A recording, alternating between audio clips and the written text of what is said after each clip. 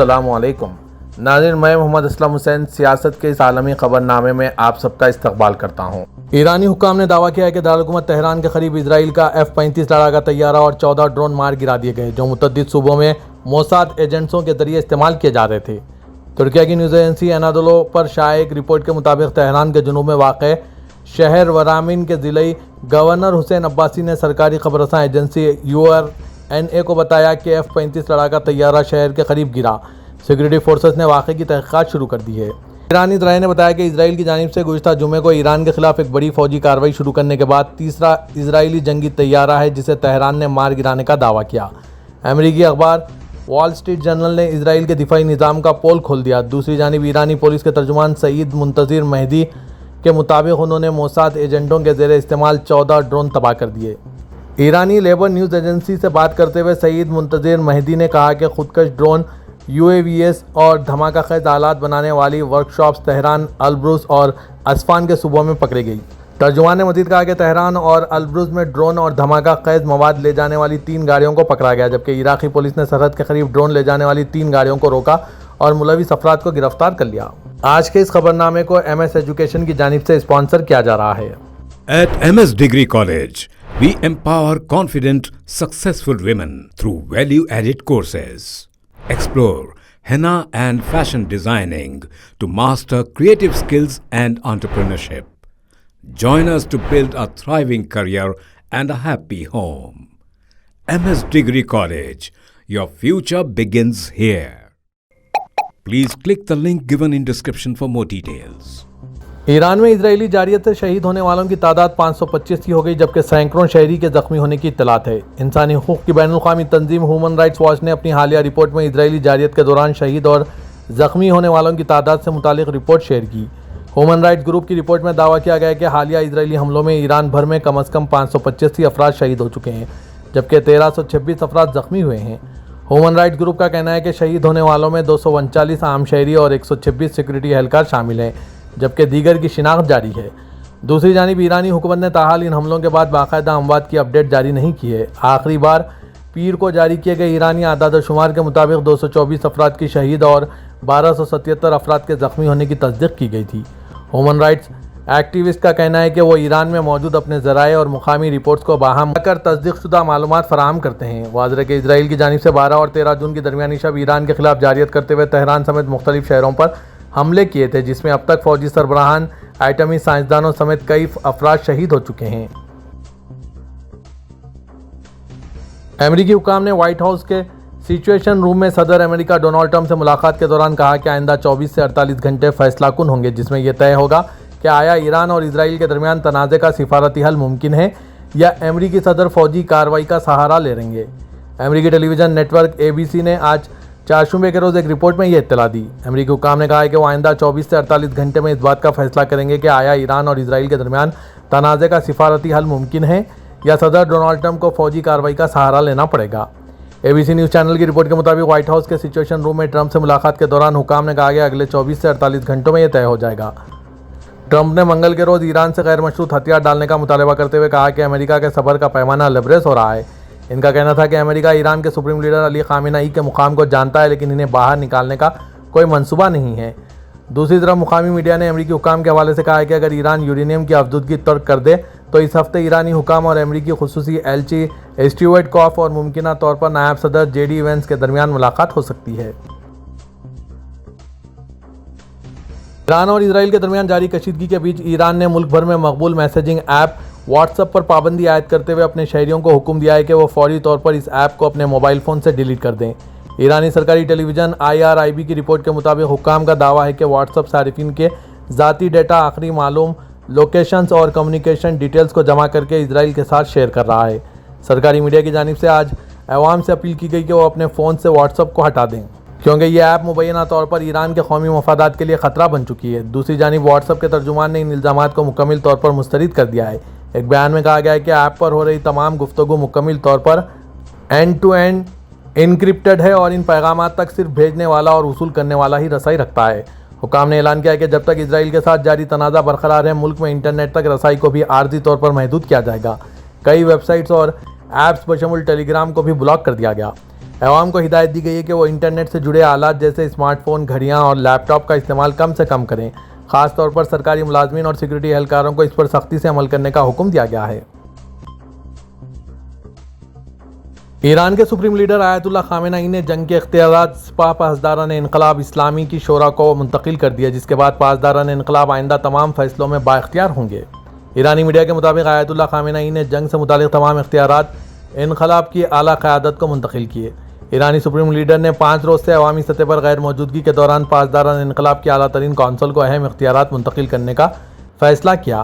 یہ اقدام ان رپورٹس کے بعد سامنے آیا ہے جن کے مطابق خامنہ ای کو شمال مشرقی تہران کے علاقے لوزان میں واقع ایک زیر زمین بنکر میں منتقل کر دیا گیا، جہاں وہ اپنے قریبی اہل خانہ بشمول ان کے بیٹے مجتبیٰ خامنہ ای کے ہمراہ موجود ہیں۔ اگرچہ ایران نے باضابطہ طور پر جنگی حالات کا اعلان نہیں کیا، لیکن حکام نے اعتراف کیا ہے کہ ملک در حقیقت ہنگامی حالات میں کام کر رہا ہے۔ آیت اللہ خامنہ ای کی جانب سے اختیارات کی منتقلی کو ایک احتیاطی اقدام کے طور پر دیکھا جا رہا ہے، تاکہ اگر وہ شہید ہو جائیں تو کمانڈ کا تسلسل قائم رہے۔ ایران کے پاسداران انقلاب نے آج چہارشنبے کے روز کہا کہ اس کی افواج نے اسرائیلی فضائی حدود پر مکمل کنٹرول قائم کر لیا ہے۔ ایران کی سرکاری خبررساں NC ایرنا نے IRGC کے حوالے سے رپورٹ میں بتایا کہ آج کے میزائل حملے سے ظاہر ہوتا ہے کہ ہم نے مقبوضہ علاقوں کے آسمانوں پر مکمل کنٹرول حاصل کر لیا ہے اور ان کے یعنی اسرائیلی باشندے ایرانی میزائل حملوں کے سامنے مکمل طور پر بے دفاع نظر آ رہے ہیں۔ ایک امریکی عہدیدار نے کہا ہے کہ اگر ایران کے ساتھ تنازع طول اختیار کرتا ہے تو اسرائیل کو اپنے ایرو انٹرسپٹر ذخائر میں کمی کا سامنا ہو سکتا ہے۔ اسٹریٹجک اور انٹرنیشنل اسٹڈیز مرکز کے دفاعی میزائل منصوبے کے ڈائریکٹر ٹام کراکو نے آج چہارشنبے کے روز وال اسٹریٹ جرنل کے لیے جاری کردہ بیان میں کہا ہے کہ ایرو انٹرسپٹر طویل مسافت بیلسٹک میزائلوں کے خلاف ایک اہم دفاعی ہتھیار ہے، اور اگر ایران کے ساتھ جنگ لمبی ہوتی ہے تو اسرائیل کے ایرو انٹرسپٹر ذخائر ختم ہو سکتے ہیں۔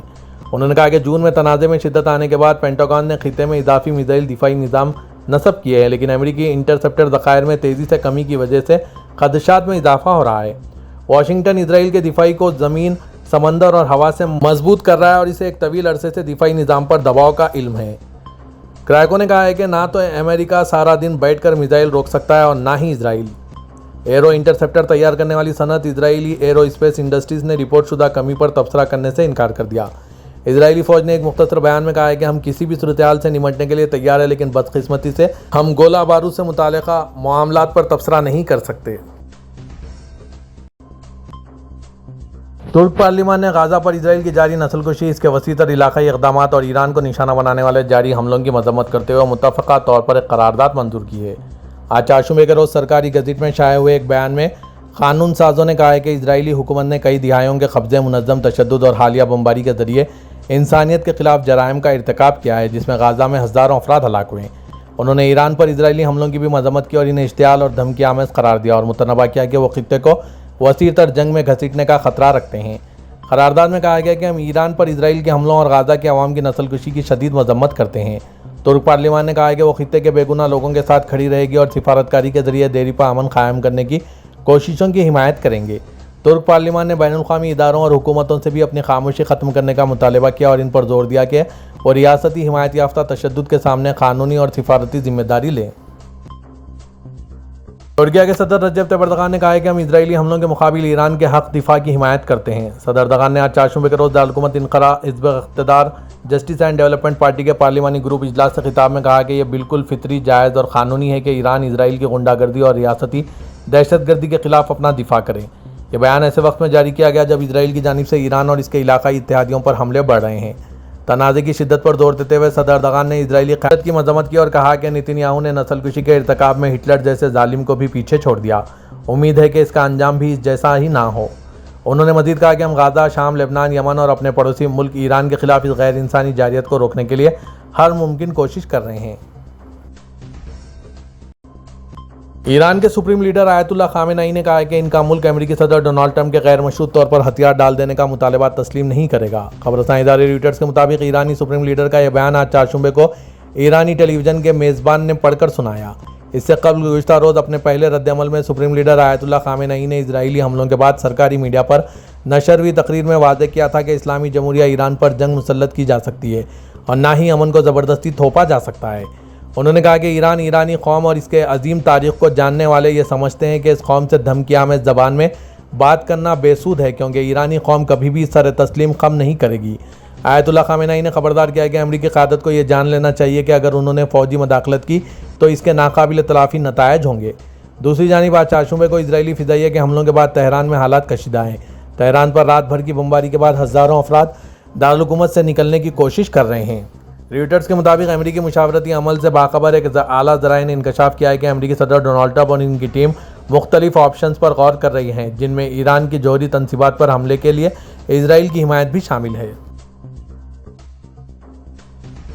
امریکی صدر ڈونلڈ ٹرمپ کے زیر انتظام ادارے ٹرمپ آرگنائزیشن نے آج ایک موبائل فون پلان اور $499 مالیت کا اسمارٹ فون متعارف کرایا ہے جو سپٹمبر میں لانچ کیا جائے گا۔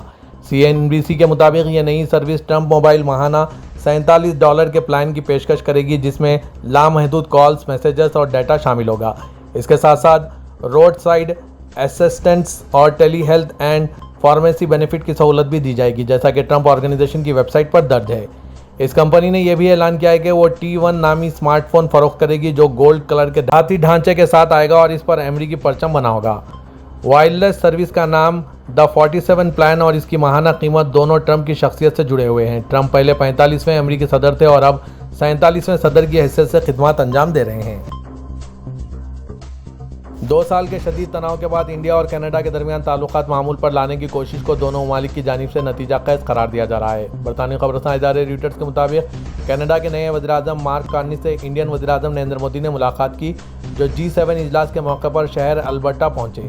دونوں وزرائے اعظم کے درمیان ہوئی یہ پہلی ملاقات ہے۔ اس سے قبل جسٹن ٹروڈو کے دور میں انڈیا اور کینیڈا کے تعلقات میں شدید تناؤ اس وقت پیدا ہو گیا تھا جب 2023 میں جسٹن ٹروڈو نے کینیڈا میں ایک سکھ رہنما کے قتل کا الزام انڈین حکومت پر لگایا تھا، جس کے بعد دونوں ممالک نے ایک دوسرے کے سفیروں کو بھی ملک چھوڑنے کا حکم دیا تھا اور ہائی کمیشن بند کر دیے تھے۔ دونوں ممالک کے درمیان تعلقات 2 سال کافی خراب رہے، تاہم جس گرم جوشی سے مارک کارنی نے انڈین وزیر اعظم کا استقبال کیا، اس میں کسی تناؤ کا شبہ تک نہیں تھا۔ دونوں رہنماؤں کی جانب سے جاری کیے گئے بیانات میں کہا گیا کہ ان کی بات چیت اچھے انداز میں ہوئی۔ سینئر ترین انڈین سفارتکار نے کہا ہے کہ انڈیا اور پاکستان کے درمیان جنگ بندی دونوں ممالک کی افواج کے درمیان ہوئی بات چیت کے نتیجے میں ہوئی۔ برطانوی خبررساں ANC ریوٹرز کے مطابق آج چہارشنبے کو انڈیا کے سیکریٹری خارجہ وکرم مسری کی جانب سے ایک بیان دونوں روایتی حریفوں کے درمیان جنگ بندی کے معاملے پر وضاحت جاری کی گئی۔ وکرم مسری کا کہنا تھا کہ منگل کی رات وزیر اعظم نریندر مودی اور امریکی صدر ڈونلڈ ٹرمپ کے درمیان ٹیلی فونک رابطہ ہوا۔ انڈین وزیر اعظم نے صدر امریکہ ڈونلڈ ٹرمپ کو بتایا کہ مئی میں انڈیا اور پاکستان کے درمیان 4 روزہ جھڑپوں کے بعد ہوئی جنگ بندی دونوں ممالک کی افواج کے درمیان بات چیت کے نتیجے میں ہوئی۔ واضح ہے کہ صدر ٹرمپ نے 10 مئی کو ایک بیان میں دعویٰ کیا تھا کہ انہوں نے پاکستان اور انڈیا کے درمیان جنگ بندی کرائی۔ امریکی صدر کا کہنا تھا کہ پاکستان اور انڈیا ایٹمی جنگ کی جانب بڑھنے والے تھے، لیکن میں نے انہیں فون کال اور تجارت کے ذریعے روکا۔ انڈیا نے اس سے قبل کسی تیسرے ملک کی ثالثی سے انکار کیا تھا اور منگل کو صدر ٹرمپ اور نریندر مودی کی ٹیلی فونک گفتگو پاکستان اور انڈیا کے درمیان 7 سے 10 مئی تک کی ہوئی جھڑپوں کے بعد پہلا براہ راست رابطہ تھا۔ انڈین وزیر اعظم نریندر مودی نے کینیڈا میں ہوئے G7 کے اجلاس میں بطور مہمان شرکت کی۔ انڈین سیکریٹری خارجہ وکرم مسری کا مزید کہنا ہے کہ وزیر اعظم مودی نے صدر ٹرمپ کو واضح طور پر بتایا کہ اس عرصے کے دوران کسی مرحلے پر انڈیا امریکہ تجارت یا انڈیا اور پاکستان کے درمیان ثالثی کے معاملے پر بات نہیں ہوئی ہے۔ دبئی کی روڈ اینڈ ٹرانسپورٹ اتھارٹی نے 21 پبلک بس اسٹیشنوں اور 22 میرین ٹرانسپورٹ اسٹیشنوں پر مفت وائی فائی سروس کی فراہمی مکمل کر لی۔ وام کے مطابق اتھارٹی نے بیان میں کہا ہے کہ ای اینڈ کے تعاون سے یہ سروس فراہم کی گئی ہے۔ پبلک ٹرانسپورٹ کے سفر کے دوران مسافر اپنے اسمارٹ فون، ٹیبلٹ اور لیپ ٹاپ استعمال کر سکتے ہیں۔ یہ اقدام تمام خدمات میں ڈیجیٹل تبدیلی کو تیز کرنے کی مسلسل کوششوں کا حصہ ہے، جو متحدہ عرب امارات کے ویژن کے مطابق ہے۔ اتھارٹی کا کہنا تھا کہ وائی فائی سروس کی توسیع اور اسے مزید بہتر بنانے کے لیے جائزہ لیا جاتا رہے گا تاکہ بسوں اور میرین ٹرانسپورٹ استعمال کرنے والے مسافروں کے لیے معیاری رابطے کو یقینی بنایا جا سکے۔ امور حرمین نے حجاج اور زائرین کو ہدایت دی ہے کہ وہ صحت رہنمانہ ضوابط پر سختی سے عمل کریں تاکہ کسی قسم کی مشکل صورتحال کا سامنا نہ کرنا پڑے۔ سعودی خبررساں NCSPA کے مطابق موسمیاتی تبدیلیوں اور حرمین میں ہو رہے اصدام کے باعث تحفظ صحت کے لیے ادارے امور صحت کی جانب سے ہدایت جاری کی گئی۔ موسمی حالات کے مطابق ان دنوں گرمی عروج پر ہے، اس لیے کوشش کریں کہ براہ راست دھوپ کی تپش سے محفوظ رہیں۔ حجاج کو ہدایت دی گئی ہے کہ وہ ماسک کا استعمال لازمی کریں، خاص طور پر اصدام والے مقامات پر جانے سے قبل ماسک لگائیں، ہاتھوں کو صابن سے دھوئیں، اپنی ذاتی استعمال کی اشیاء کسی اور کے ساتھ شیئر نہ کریں، زیادہ سے زیادہ پانی کا استعمال کریں تاکہ جسمانی خشکی سے محفوظ رہ سکیں۔ ادارے حرمین نے مزید کہا کہ مسجد حرم میں اصدام کے اوقات میں جانے سے اجتناب بڑھتے ہیں۔ اگر کسی بھی قسم کی جسمانی تھکن یا کمزوری کا احساس ہو تو فوری طور پر قریب ترین صحتی مرکز سے رجوع کریں۔